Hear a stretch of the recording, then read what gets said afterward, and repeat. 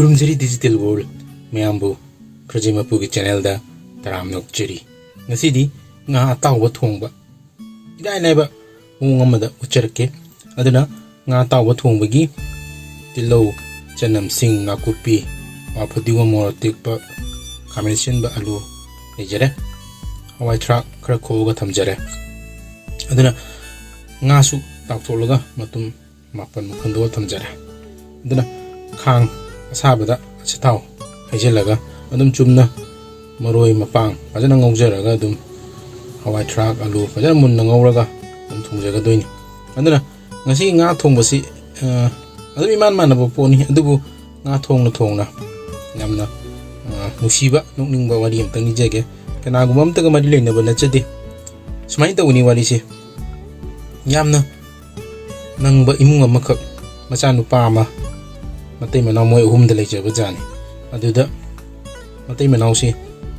nangmani na nong tanga chara ama saw fangjadaba ngaro wena sukai sum saw fangjadaba macha nupa sida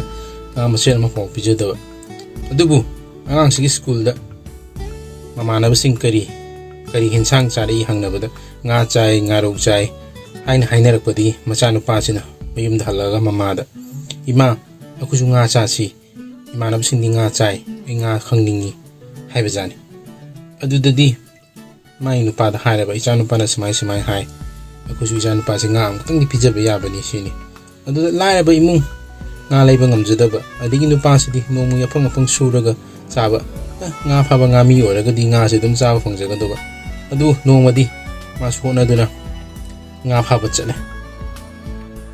nga phaba je heitana nga macha khara nga kijogumba nga sangumba khara phare adubu nga ni khandana dum mayumda pura lae amadi mai nupina nga kijog se phajana tawraga angang sigi charuk machi da hapirba jani angang sina chak charam dai da mama na sak saw law na kosalaga sak saram dai khoi pukhum manakta phamaga jina angang sina kamprek kham oi ma tin yaure law e hai jini kaino di ma di nga ji kamai tawi khangjadamni na nga ro yaw busida adana nga ya machi da khoi nga ro wen nga hapje khoi tin yawe ne hek phagi tawne si lai bi mung du ngai chatabu sittaba kemna chadi chumna tagi wari ni khangdaba udaba si di mitam ga chap mani haiduni adana wari li ringa da huji maroi ma pango baloidana alu adegi hawai track maru haptana huji awa phadigum sojan baloira si sumai phajana mulala matungda akoina mai hapaga putuk soinga da ngam budum job thadara nga taw thongba bum loira bani aduna nga se last ni dum last hour ni ko nga matum ataw bu hapse ga doisi aduna nga kutung se makhan yam nei nga maru tor thongba adegi nga se khara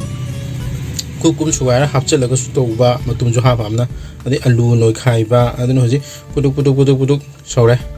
ang sida mai ji hapaga aduna hoji ki wari da sum nuai na ba haije bani kanagum bi amta ga mari ni na ba na chede nong bo wari haiduni nuai ta ba nusi bo wari haiduni aduna thum sang yenga hapchen jare aduna sokjari hoji sumana phane solaga nga matum je do hapchen ba sumana hapa loraga di nga lora bani aduna kogi saksa hangchana ba adegi nga kogi thongba kan so nga matum je ko na job thadaraga dum godo okhairaga dum hapani aduna hoji phadigom timing phadigo hapchela aduna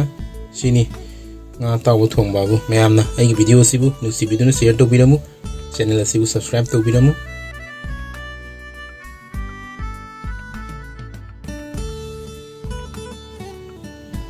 sini ngasi no magi nga taw thongba dana mayambu amuka na taga phone picture thank you once again.